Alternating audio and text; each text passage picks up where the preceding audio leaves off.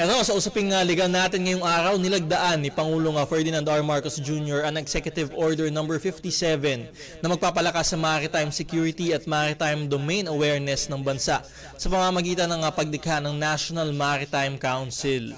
Ang paglagda sa nasabing executive order ay ginawa ng Pangulo sa gitna ng tumitinding tensyon sa West Philippine Sea kung saan patuloy ang mga insidente ng pambobomba ng Chinese military vessels gamit ang water cannon sa mga barko ng Pilipinas, kabilang na ang kanilang mga dangerous maneuvers sa karagatan.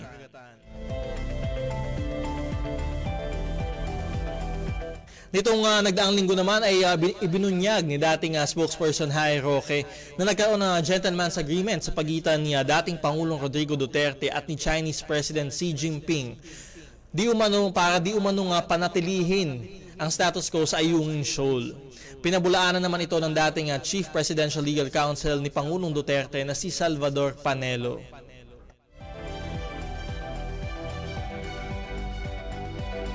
Kaugnay ng usaping yan, makakausap natin ang distinguished professor mula sa Department of International Studies ng De La Salle University at International Affairs Analyst, Professor Renato De Castro. Magandang umaga, Attorney. Kamusta po kayo? Magandang umaga po, Professor De Castro. Okay naman ho tayo dito. Welcome back ho sa Usaping Legal at kayo ho ay napapakinggan sa Radyo Pilipinas at napapanood din ho sa PTV. Salamat po at binigyan niyo ako ng pagkakataon. Makipagtalakayan sa inyo sa sa radyo. Professor De Castro, ano ho yung reaksyon nyo sa paglagda ni Pangulong Marcos Jr. sa Executive Order No. 57 na nagdilikha nga ho nitong National Maritime Council? Well, sa ngayon sa tingin ko dyan, at of course, nakipag-consult ko sa dating chairperson ng National Task Force on the West Philippine Sea. Sa ngayon nakikita ko palang symbolic palang ito. Kasi ang ginawa lang naman ng ating presidente, meron kasi dati na tinatawag natin sekretaryato ng Coast Watch, ng National Coast Watch Center, na ginawa lang National Maritime Council. So ginawa niya, tinaas niya yun. Dati isa lang yung agency na hindi naman ganung pangyarihan. Ngayon binigyan niya ng kapangyarihan, tinaas niya sa cabinet level at pinasailalim niya doon yung dating National Task Force on West Philippine Sea na in fact separate organization interagency meeting.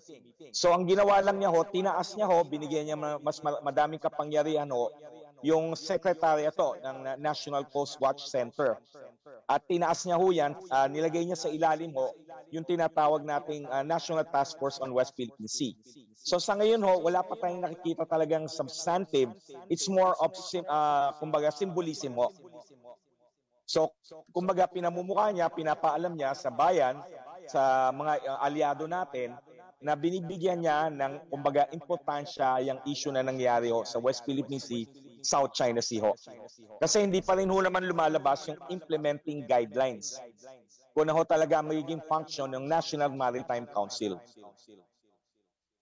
Malinaw ho yan, Professor De Castro. Sinabi naman ni Senator Amy Marcos na may provision dun sa EO 57, particular na yung Section 7, na kung saan maaari daw tumanggap ng donasyon ang National Maritime Council mula sa mga domestic at foreign sources at tiyak daw na magresulta ito sa foreign interference o pakikialam ng mga dayuhan at sabi nga niya, fuel for never-ending conflict. Ano yung masasabi niyo sa pahayag na ito ni Senator Marcos? Unang-una talakayin natin yung tinatawag niyang fuel for never-ending conflict. Dapat tingnan natin ang punot dulo kung bakit nga nagkakaroon ng conflict and tension Hindi dahil nakakatanggap tayo ng mga assistance sa mga bansa na aliado natin at kakampi natin. At punot dulo niyan, yung pananakop ng China. Ayun ang dulo niyan Kumbaga nagkaroon ng tension dahil kasi pinasok tayo ng magnanakaw at tumawag tayo ng tulong sa Barangay Tanod. Nagkaroon ng gulo, abogado po kayo, hindi dahil dumating yung tanod, nag-ingay tayo, nagkaroon ng sigaluto dahil pinasok tayo ng magnanakaw. So bakit natin sasabihin, nagkagulo dahil dumating yung tanod, nagkagulo dahil sumigaw tayo, nagkagulo dahil pinasok tayo ng magnanakaw at nalaman natin. So ganun ho yung nakita kong metaphor ho yun. Hindi ho tinatalakay ng ating mahal na senador kung ano ho yung punot dulong gulo niyan. Ang punot dulong ko niyan, sinasakop po ng China yung ating exclusive economic zone. At yung sa larangan naman ho ng pagtatanggap po ng assistance ho, nangyayari na po yan. Katulad na lang ho sa Coast Guard natin,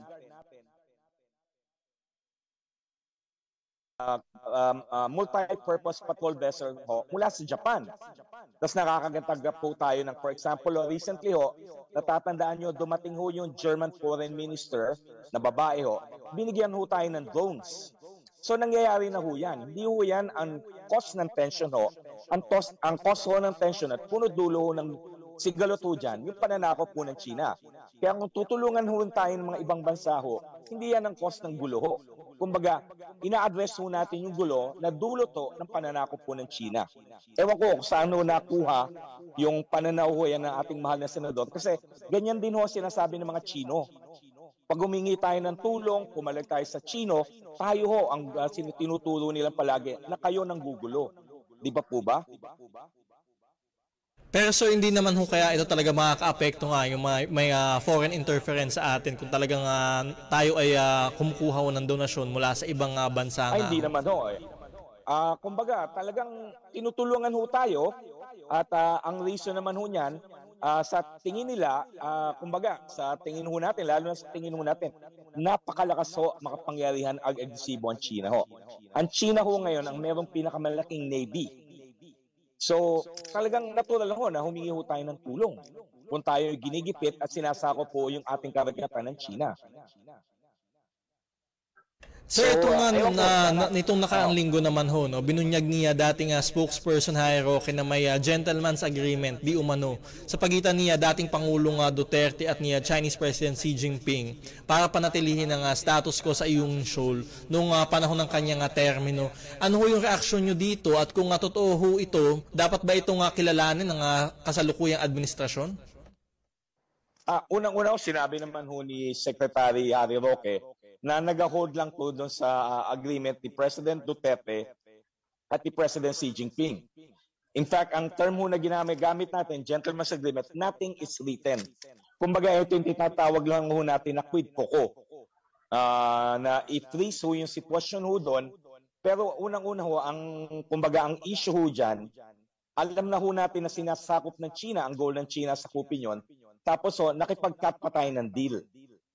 Tapos nga ho, ang issue dyan, no, kung pinabayaan ho natin at papabayaan ho natin na hindi magdala ng construction material dun sa BRP Sierra Madre, nagpo-fall ho tayo dun sa game plan ng China. Kasi ang game plan lang ho talaga ng China, mag-antay siya doon, alam naman niya ho, nabubulok na, at sooner or later, magkukulapso yung BRP Sierra Madre. Pag nagkulapso yan, papasukin ng China yung Ayungin Shoal at magtatayo na naman ho sila dyan. Gagawin nilang artificial island at lalagyan na naman ho nila ng kanilang base. So ayun ho yung issue na nilabas ni retired Associate Justice Calpio. By allowing the status quo to remain doon sa Ayungin Shoal, we are in a way had fallen into the Chinese game plan. Kumbaga, naging complicit tayo doon sa Chinese game plan na to play a waiting game ho. Kasi gano'n na naman ho ang ginagawa ng China eh.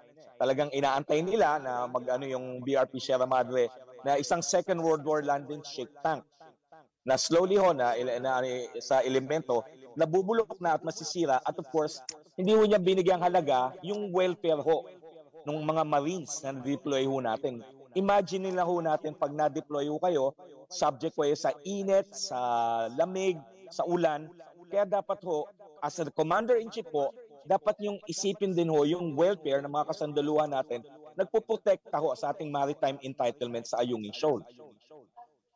So ngayon, ang polisiya ho talaga ngayon ng ating gobyerno, talagang hindi natin dapat pabayaan ho yung welfare and of course yung safety ng mga kasandaluhan natin na nandun ho.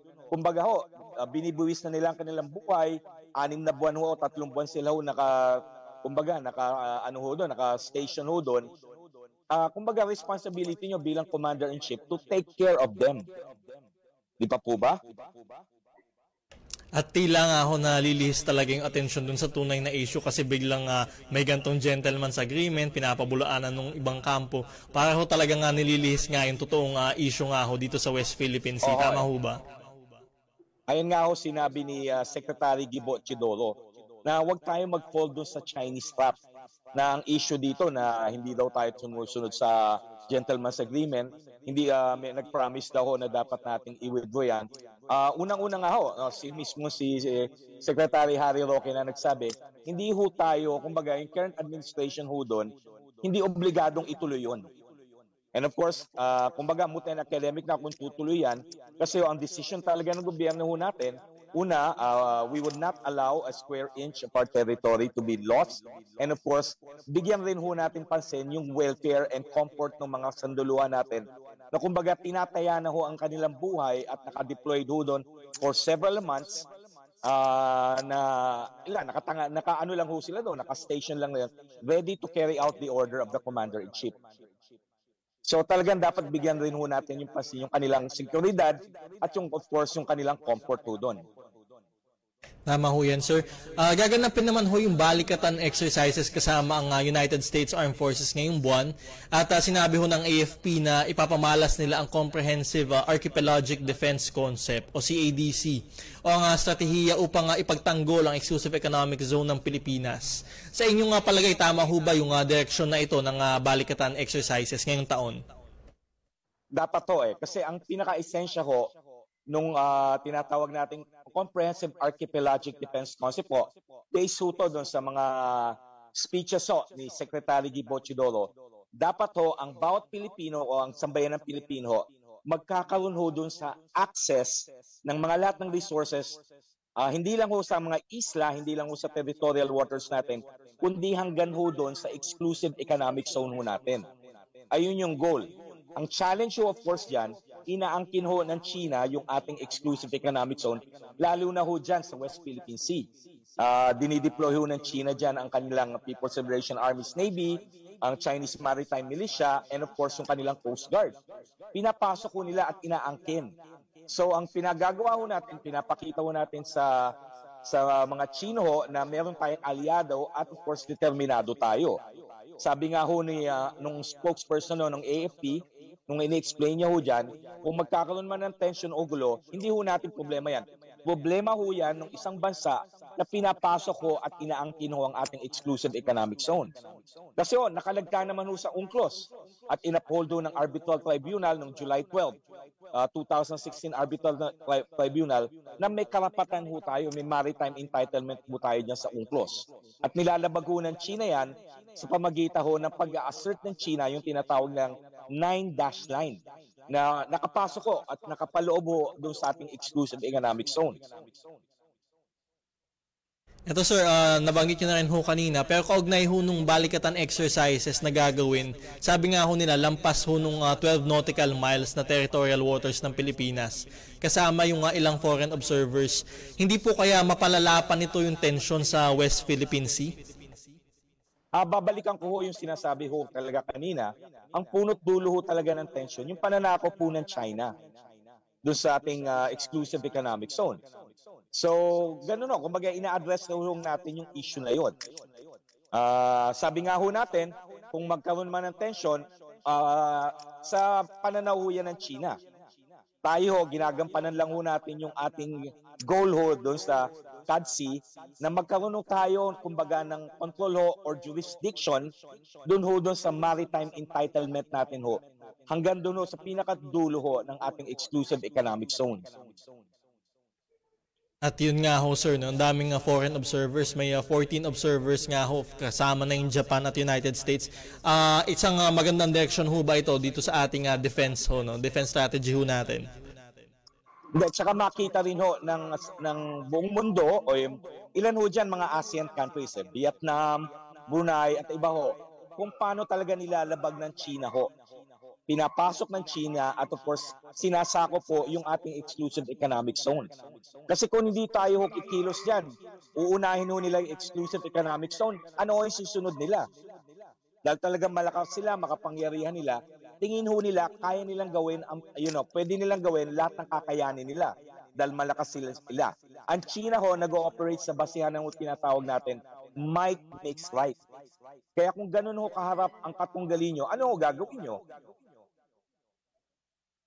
Ayan nga ho sir, talagang sabi nyo nga ho din na previous interviews natin talagang long term ho talaga ang magiging aggression ng China.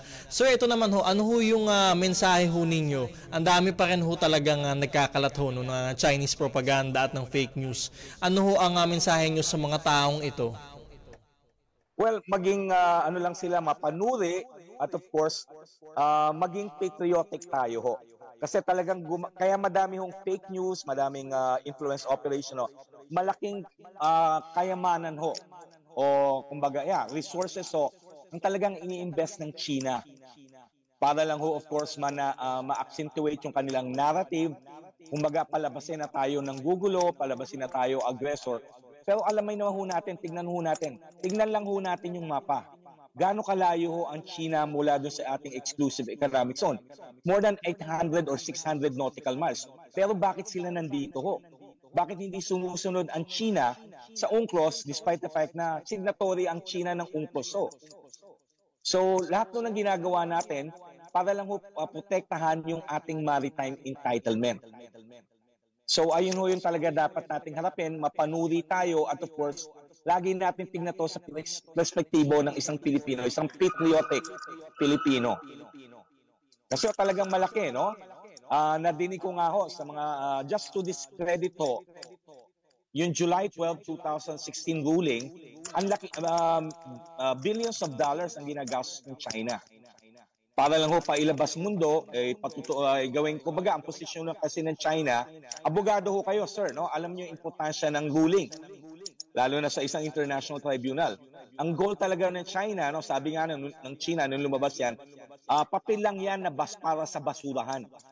Hindi natin dapat payagan yun.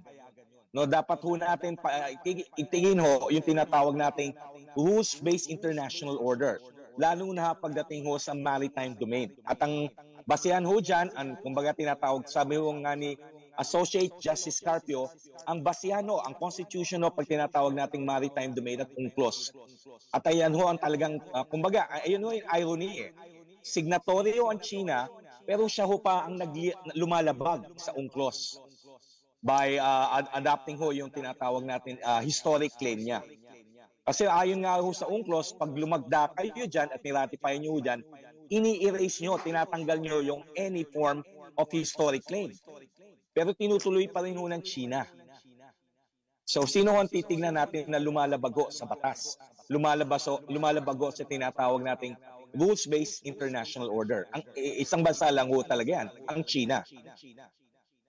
At yun nga ho, talagang halos sakupin na ho nila yung buong South China Sea, West Philippine Sea. Ito sir, hypothetical question. Kunyari ho, syempre balikatan exercises ngayong Abril hanggang Mayo. Maglayag doon yung barko ng Pilipinas at United States kasama yung mga observers. At water cannon ulit sila doon sa mga maglalayag na vessel. Maaari na ho ba natin kunyaring i-invoke ko yung Mutual Defense Treaty natin, no? At tingin niyo ho ba gagawin ho ng China yung ganung aksyon? Ang mangyayari ho, kung siguro merong US ship ho dyan, papalago yung US ship. I-assert lalo na ho kung gray ship yan, assert ng lalo na kung US ho yan, immune kami dyan at hindi namin nire-recognize yung 9-dash line claim nyo. Ayun ang mangyayari ho dyan. Magkakaroon ho talaga, sasabihin ho natin, no, isang standoff po, Mexican standoff po. Pero minsan ho, sa larangan ng international relations at minsan ho, rin. O kaya, nung bata ho tayo, pag hinarap po tayo ng isang siga na malaki siya, pumapalag siya at may tumulong rin ho sa atin na malaki, makikita ho talaga natin, merong talagang tension dahil may standoff. Pero ganyan ho ang buhay eh. Kung bibigay na lang ho tayo palagi, lagi tayong mag-avoid ng mga risks o mga dangerous situations na ho yun, titignan ho sa atin, diwag ho tayo, wala tayong laban. Hindi natin kayang panagutan o pagtanggol ang nakikita natin nararapat at tama. So ganun ho ang buhay, dapat ho natin talagang panindigan. Kung naniniwala na tayo ho na meron tayong maritime entitlements niyo dyan, at yung future generations ho ng Pilipino, dapat ho mag-enjoy din ng maritime entitlements. Dapat ho natin, kumbaga, panindigan ho natin. Panagatuan ho natin, panindigan ho natin. Kung dapat ho tayo pumalag, kahit anumang paraan ho, dapat gawin po natin. Sir, in connection with that nga ho, ang sinasabi naman ho kasi nung iba, ba't tayo papasok kunyari sa war? Hindi naman ho talaga tayo mananalo, hindi natin sila kaya. Ano ho masasabi nyo dun sa mga ganung komento? And then, nandyan ho ang Amerika eh. Kasi interest din ho ng Amerika i-maintain ho yung freedom of navigation. Kumbaga, isa rin ng obligasyon ng Amerika na i-honor yung kanyang treaty commitment under the Mutual Defense Treaty of 1951. At hindi lang ho Amerika, nandyan rin ho ang Japan, nandyan rin ho ang Australia, nandyan din ho ang South Korea, nandyan rin ho ang India.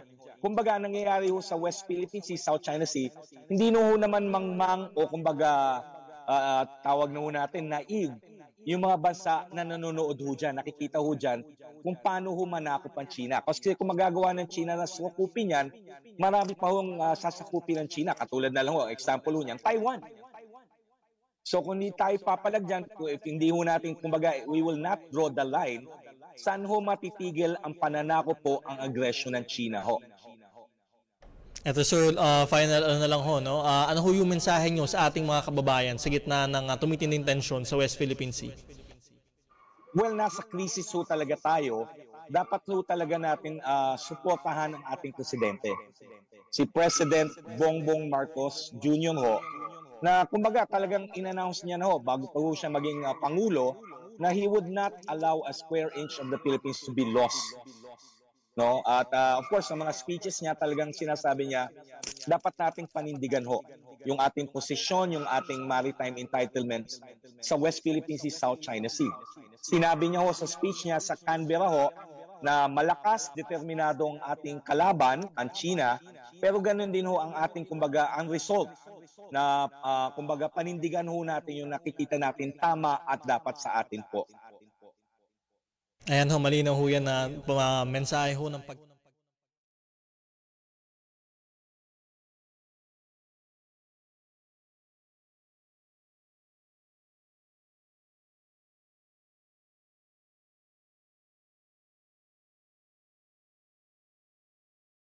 Affairs Analyst Professor Renato De Castro. Sa pagbabalik ng usaping legal, sasagutin ko naman ang inyong mga katanungan legal. Mag-text ng inyong katanungan, komento o reaksyon sa ating programa sa cellphone number na 0917-306-8108, 0917-306-8108 o hanapin ang ating live stream sa Attorney Danny Galang Facebook page at sa Facebook page ng Radyo Pilipinas. Magbabalik ang usaping legal matapos lamang ng ilang paalala.